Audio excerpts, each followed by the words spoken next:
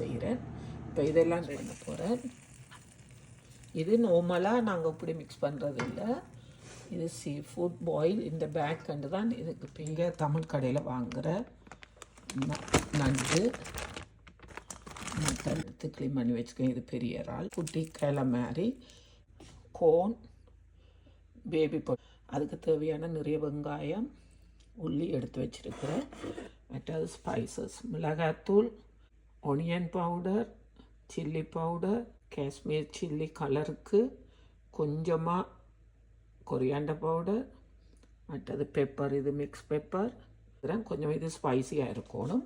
அதோட நான் இதில் கொஞ்சம் லெமன் இப்போ விட்டு தான் செய்வேன். சாப்பிடக்கையும் லெமன் விட்டு தான் சாப்பிடணும். பாயில் செய்கிறதுக்கு தண்ணி கொதிச்சோண்டு இருக்கு. தேவையான அளவு உப்பு, கேஜன் ஸ்பைஸ். இதில் எல்லா டேஸ்ட்டுமே இருக்குது. அதுபடியாக இதை போடுற நிறையவே கொஞ்சம் முறப்பு இருக்கணும். அதோட லெமன் எல்லாம் பாயில் பண்ணி எடுக்க போகிறேன். ஃபர்ஸ்ட்டாக சேம் பொட்டுலேயே தான் இந்த குக்காய் எடுத்தாச்சு. இதுக்கு சினோ கிராப் நீங்கள் விரும்பமாண்டா போடலாம். பாயில் பண்ணி எடுத்துட்டா ஈஸி, ஒரு 20 மினிட்ஸில் ரெடி ஆகிடும். சோஸ் செய்து எல்லாமே பாயில் பண்ணி எடுத்துட்டேன்.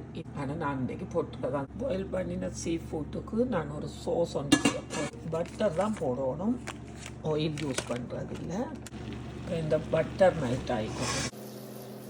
நான் இந்த ஒனியன் கட் பண்ணி வச்சுருக்கேன் போடுறேன். பொரியத்துக்கு சாரி ஒன்று கட் பண்ணப்படாமல் வந்துட்டு. இதில் கொஞ்சமாக ஜிஞ்சரும் எடுத்துருக்கேன். அதையும் இதில் போட்டுட்டு போடுறேன். எல்லாமே இதில் போடுறேன். இது ஒரு சீ ஃபுட் பாயில்டாக இருக்கிறபடியாக கொஞ்சம் ஸ்ட்ராங்காக ஸ்பைசஸ் போடணும். அல்லது அந்த சீ ஃபுட்டுன்ற ஸ்மெல் ஸ்ட்ராங்காக இருக்கும். கேஜன் ஸ்பை நான் முதல் பாயில் பண்ணிக்கையும் போட்டேன்னா இப்போயும் போடுறேன். நல்லா இதில் மிக்ஸ் பண்ணுறேன். சீ ஃபுட் பாயில் பண்ணின அந்த தண்ணியை எடுத்துருக்கிறேன். தேவையான சோப்பு கலவான தண்ணி, ப்ரௌன் சுகர் போடுறேன். 1 spoon brown sugar. Sea food boil பண்ணிக்கையும் உப்பு போட்டேன் நான் அதுக்கு. இப்போ இந்த சோஸு கலவாக கொஞ்சமாக உப்பு போடுறேன். இந்த சோஸ் நல்லாவே ரெடி ஆகிட்டுது. தேசி புளி விடுறேன். இப்போ இந்த சோஸ் எடுத்து இதோட மிக்ஸ் பண்ண போகிறேன். இது நார்மலாக எல்லாத்தையும் பாயில் பண்ணி பேக்கில் சீ ஃபுட்டை போட்டுட்டு இந்த சோஸ் அதுக்குள்ளே விட்டு மிக்ஸ் பண்ணுறது தான். நீங்கள் அப்படியே ஷேக் பண்ணால் நல்லா எல்லாமே சேர்ந்து வரும். அதுதான் நார்மலாக இந்த சீ ஃபுட் பாயில் செய்கிறது.